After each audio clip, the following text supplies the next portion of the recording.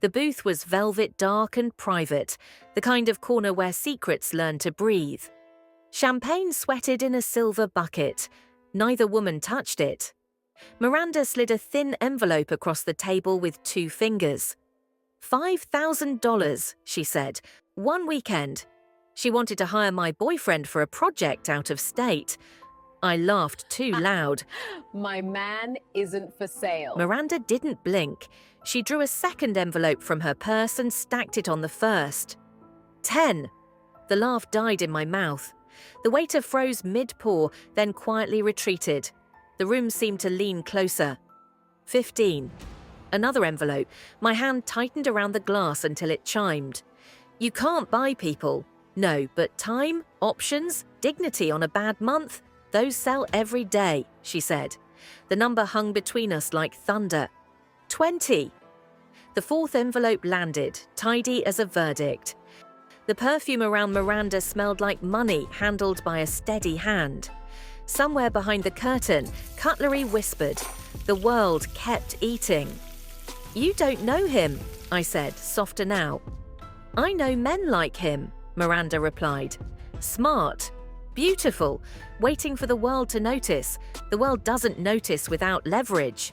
So you'll give him leverage? I'll lend him purpose. You look tired of holding his together.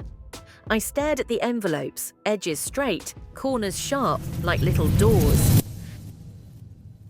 One bulb flickered above the couch. The sink coughed brown first, then clear. A red final notice stared at me from the counter. Harry slept on the couch, his chest rising and falling. I leaned against the bathroom counter, fixing my lip gloss with one hand, scrolling dream houses with the other. One day, babe, I whispered last night, kissing his forehead. My phone buzzed, overdue, disconnect in 48 hours. I turned the screen face down. I pulled one envelope halfway out of my bag. Thick, heavy, real. It looked like help and felt like debt. From the couch, Harry murmured without waking, We'll get there. I stared at the money until the room blurred. Maybe, I whispered. We let someone show us where there is. Outside, a siren screamed. Inside, the fridge clicked off, and the silence felt like a contract. Love looks pure until life names its price. Strictly business? My voice betrayed more than I wanted. Business always starts that way, Miranda said, unreadable. What it becomes depends on the man. And on the woman paying him. That too, a beat. You want him to win, Vanessa. But winning costs. Are you prepared to stop paying with your pride and pay with a decision? I imagined rent paid, groceries that weren't instant noodles, my mother finally lowering her voice at Sunday lunch, no more borrowed cars for Instagram stories. I also saw Harry's face, tired, stubborn, loyal in that dangerous way broke men love. I set the glass down. Okay, I'll convince him. But don't make me regret this.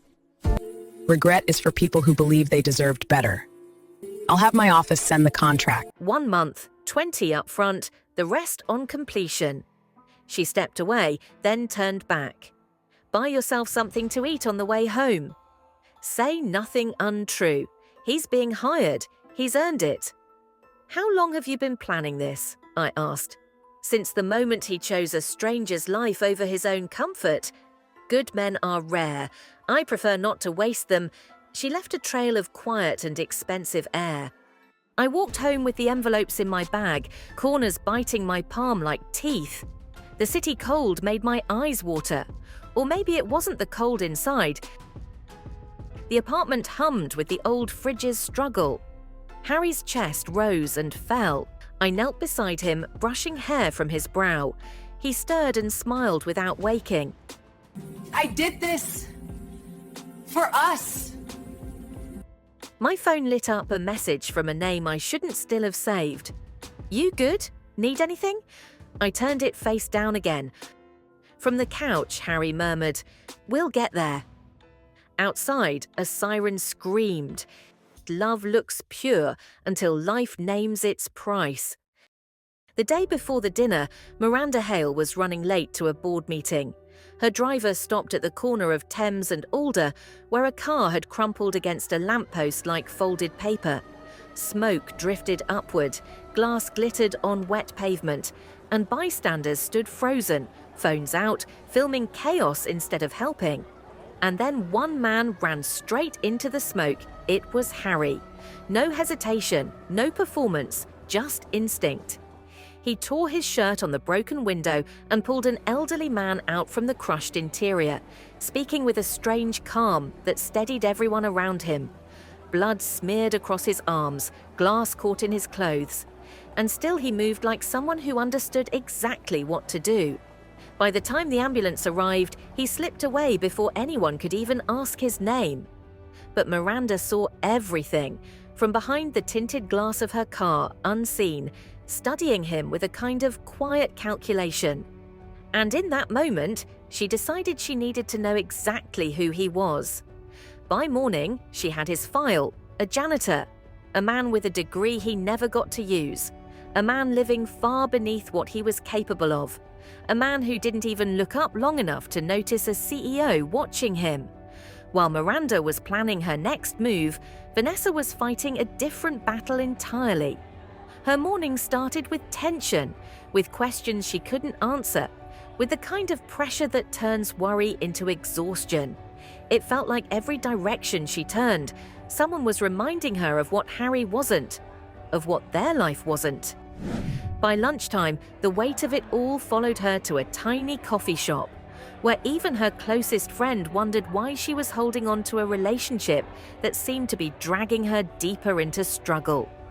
But Vanessa wasn't in love with Harry's situation. She was in love with his heart, something she feared might disappear if she ever walked away from him. Meanwhile, in her glass-walled office high above the city, Miranda was putting the puzzle together. She didn't approach Harry directly. She wanted to understand the world around him, the people anchoring him, the forces shaping him. She wanted to see how tightly he was held and how easily he could be moved. And when she learned about Vanessa, she knew exactly where the weakest point in Harry's life was. That evening, at the elegant restaurant where everything would eventually unravel, Miranda set the stage quietly. She didn't need confrontation, she needed opportunity, and she built it with precision. Vanessa arrived believing she was there for Harry. She would leave questioning everything she thought she knew about him and about herself. Later that night, in the silence of her penthouse, Miranda examined the city from her balcony, the lights spread out like chess pieces. In her mind, the board was already shifting, Harry's world was already bending toward hers. And she believed, deeply, that she was the one destined to save him from the life that was swallowing him whole. Across the city, Vanessa sat alone in her small apartment, staring at the envelopes on her table. Money that looked like a solution, money that felt like a betrayal. She whispered to herself that it was just a job, just an opportunity, just a temporary decision. But her eyes told the truth long before she would admit it. She was afraid of losing Harry. But more than that, she was afraid she already had. Some loves end with goodbye, others end with an opportunity. Morning light poured through the tinted windows of Hale Group headquarters, striking every surface with a cold, expensive glow. Harry Blake walked across the marble floors in his janitor's uniform, moving quietly through a world that wasn't built for men like him. When the elevator doors opened on the executive floor, Harry froze. Standing before him was Miranda Hale, the woman who owned the building, the boardroom, and the air itself. With a single glance, she pulled him into her world, a world he never asked to enter. She led him to her office, a space filled with glass, power, and silence.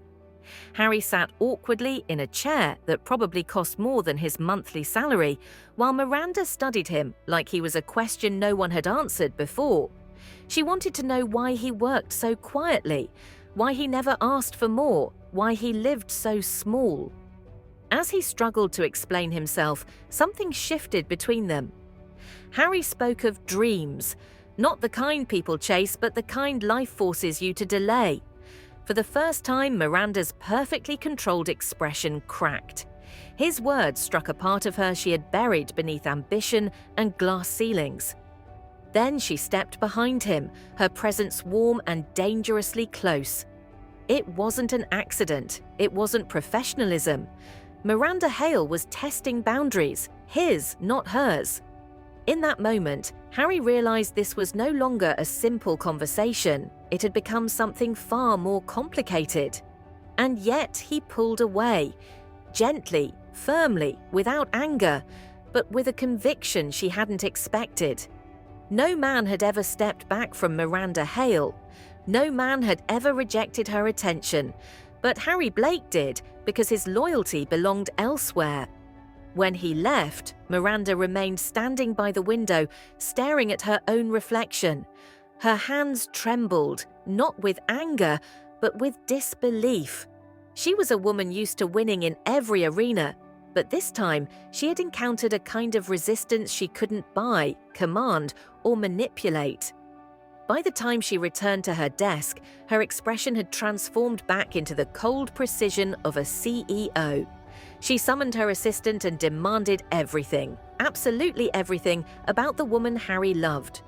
In Miranda's mind, every fortress had a door, and she believed she had just found his. The night carried the kind of silence that hurts, broken only by the hum of an old refrigerator and the soft ache of regret. Vanessa sat alone, staring at the envelope on the table.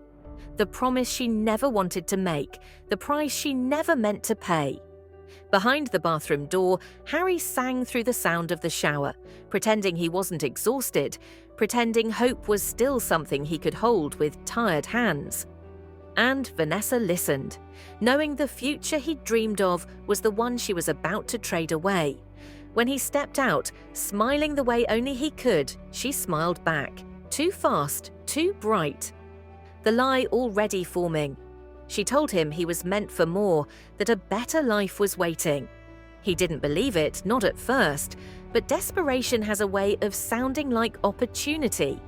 The argument that followed cracked something open, fear, pride, survival tangled in the air. Vanessa spoke through tears, Harry through heartbreak, and in the end he agreed, not because he trusted the offer, but because he trusted her. The next morning, she pressed the wrinkles from his only white shirt with hands that wouldn't stop shaking. He smiled at her with hope, and she watched him leave with guilt heavy on her chest. When the door closed, she broke. Love had never felt so much like a debt across the city. Harry stepped into the marble lobby of Hale headquarters, unaware that Miranda Hale was already watching, already waiting. Some people trade love for comfort. Others trade comfort for love.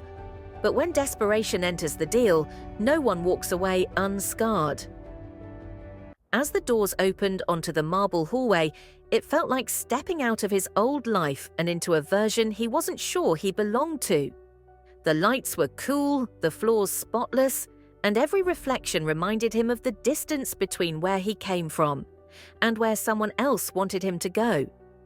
He walked slowly, adjusting his tie the way a man adjusts his courage. Every step echoed the same question inside him: why me?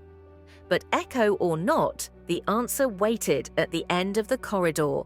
Evelyn appeared like a gatekeeper carved out of calm efficiency, her suit crisp, her expression unreadable, her movements sharp and practiced. And yet, in her single nod, Harry felt the smallest flicker of reassurance, the kind a drowning man feels when he finally touches the surface. Miranda Hale's office was a different universe entirely.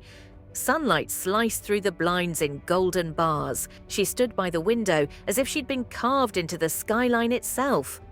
When she finally turned toward him, the air shifted. Not because she was beautiful, but because she carried herself with the certainty of someone who always gets what she wants. She didn't interrogate him. She didn't test him. She simply observed him. When she gave him the position, relief washed through him like breath he'd been holding for years. And yet, there was something else, something he didn't have a name for, lingering in the silence after the handshake. Miranda's hand stayed in his just a heartbeat longer than expected. The next day held another shift. She praised his work, too easily, too precisely, and he wasn't sure whether to accept it or question it. She leaned against her desk while speaking to him, confident and intentional, and for a moment, Harry felt the weight of her attention like heat on his skin. But when he mentioned Vanessa, that heat cooled. Miranda didn't retreat. She simply recalculated. That night, in her penthouse above the city, Miranda stood alone. She wanted to understand the woman who held Harry's heart. Not to imitate her, not to replace her, but to know the battlefield before she made her next move.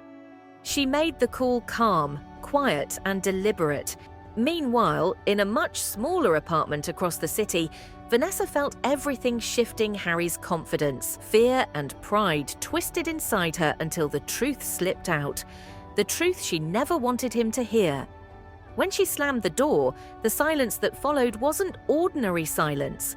It was the sound of a foundation cracking, and for the first time, he felt completely alone. Back at Hale Industries, transformation continued without pause. Miranda watched him stand before her board, confident and clear. Not the man who walked into her office a month ago, but the man he might have been all along if someone powerful had seen him sooner. Evelyn whispered that he was becoming Miranda, but Miranda disagreed. She believed he was finally becoming himself. And in that belief, her strategy solidified. She no longer needed to chase what she wanted. She no longer needed to tempt or test or coax. All she had to do was shape the world around him until he saw her not as an opportunity, but as inevitability. That is how power works, not by seduction, not by force, but by transformation, quiet, patient, and absolute. 6 months transformed Harry in ways nothing else ever had. He walked into Hale Industries as a man people overlooked, and now walked its halls as someone whispered about in admiration. A corner desk, his own projects, a suit that fit him like he finally understood himself. Ambition had reshaped him, slowly, quietly, but completely. Miranda watched him from afar, the way he now stood taller, the ease in his voice, the confidence blooming under her guidance. His rise fascinated her, not because she built it, but because he grew into it so naturally, like he'd been waiting his whole life for the chance. One afternoon, Miranda called him in, her voice softer than usual, her intention sharper. She thanked him for saving the Argent project, for saving the company millions, and praised him the way only a powerful woman can, with sincerity wrapped in scrutiny. There was a moment, fragile, dangerous, where honesty almost slipped between them, but the knock on the door shattered it. And as Evelyn walked in with documents, both Harry and Miranda pretended nothing had happened. But silence never hides truth. It only delays its consequences. At home, Vanessa waited, dinner untouched, frustration simmering beneath every word. She accused him of drifting, of glowing in another woman's light, of leaving her behind without ever walking away. He tried to defend himself, but his heart knew the truth. Growth changes people, even when love tries to hold them still. On the balcony, away from the noise, Miranda asked him the question he'd never asked himself. How does it feel to finally be seen? And in that moment, their eyes met with a kind of recognition. Not romantic, not forbidden, but human. Two people shaped by survival, meeting at the crossroads of transformation. Later that night, Miranda whispered the truth only power can admit. Harry was changing faster than she planned, but that was the risk of raising the man you want. Eventually, he learns to outgrow the cage, because love built on survival always meets the test of freedom. And the real question is never who you love, but who you become while loving them. The rain that night didn't fall gently, and in the middle of it, sitting alone in his parked car, was Harry Blake. Hands clenched around the steering wheel, staring at the window of the apartment he no longer recognized as home. 6 months ago, he walked into Hale Industries as a man almost invisible. Upstairs, Vanessa waited in the dim glow of her phone screen, a glass of wine trembling in her hand. She had spent hours rehearsing silence, preparing for a truth that would hurt them both. And when Harry finally walked in, wet, exhausted, worn down, she didn't greet him with anger, only with the quiet, trembling honesty of someone who had already broken. The message on her phone said everything the room didn't: Miranda's name, her promises, her manipulation, and the deal Vanessa had agreed to. She told him she only wanted to save them. She told him she thought the job would fix everything. But the truth hit harder than the storm outside, because Harry finally saw that the person who loved him had also doubted him the most. The night ended with Vanessa on her knees and Harry at the door, not shouting, not pleading, just breaking quietly in a way people don't notice until the crack reaches the heart. And when he walked out, the sound of the door closing behind him was not anger, it was surrender. Across the city, in the towering glass fortress of Hale Industries, Miranda Hale stood by her window, watching lightning split the sky. She already knew what had happened. Powerful people always find out the truth before the storm hits their door. She didn't flinch when Evelyn told her Harry knew everything. She only whispered the price of honesty, a price she had expected to pay eventually. Harry confronted her the next morning, still soaked from the rain, still carrying the hurt Vanessa left in him. Miranda didn't deny anything. She didn't apologize. She simply explained what she saw in him long before he ever saw it in himself. She told him she didn't use him. She elevated him. But the truth didn't feel like victory to him. It felt like a theft of trust, of innocence, of the life he once believed he owned. And when he turned to leave, pausing at the doorway just long enough for regret to settle between them, Miranda finally understood the cost of sculpting someone into greatness. Sometimes the person you shape grows into someone you can no longer control. Because love built on survival eventually meets the test of freedom. And the real question becomes, who do you become once the lies fade and only the truth is left to guide you? London still carried the weight of the storm, as if the clouds had only paused their grief. Harry Blake didn't go to work. He didn't go home either. He just drove, miles of silence, miles of thinking, miles of trying to understand whether he was running away or running toward clarity. By the time the sun pushed weakly through the sky, the city had faded behind him, replaced by quiet roads, fading hedgerows, and tired trees that leaned the way he felt. And when the world finally slowed, he found himself in front of the one place that still smelled like honesty: his Uncle Raymond's farmhouse on the outskirts of Kent. The old man was sitting on the porch like he always did, peeling apples with the same pocket knife he'd owned for years. He didn't need to look up to know why Harry was there. Some people read newspapers. Raymond read people. Harry sat beside him, and the weight he'd carried for months finally dropped from his shoulders. He spoke about everything: the betrayal, the opportunity, the manipulation, the rise, the confusion. He spoke about Vanessa's desperation and Miranda's strategy, about how love had tangled itself with ambition until he couldn't tell them apart. And when he finally fell silent, Raymond reminded him of a truth people often forget: that life isn't about choosing who hurt you less, but about understanding who helped you become more. It wasn't a question of who broke him, it was a question of who built him. And as Harry stared at the wide, open fields stretching toward the horizon, he realized something painful and simple: that a wrong beginning doesn't guarantee a wrong ending. By nightfall, he was back in London. No hesitation, no anger, just clarity. He didn't go home. He went to Hale Tower. Inside her office, Miranda Hale was still working, the woman who built empires and hid her fears behind glass walls and steel decisions.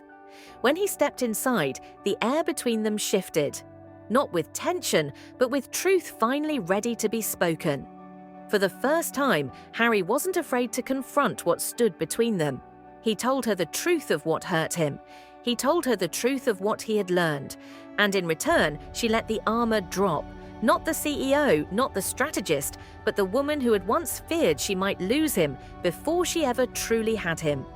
And when he chose her, clearly, honestly, without confusion, the room changed. It wasn't desire, it wasn't power, it was recognition.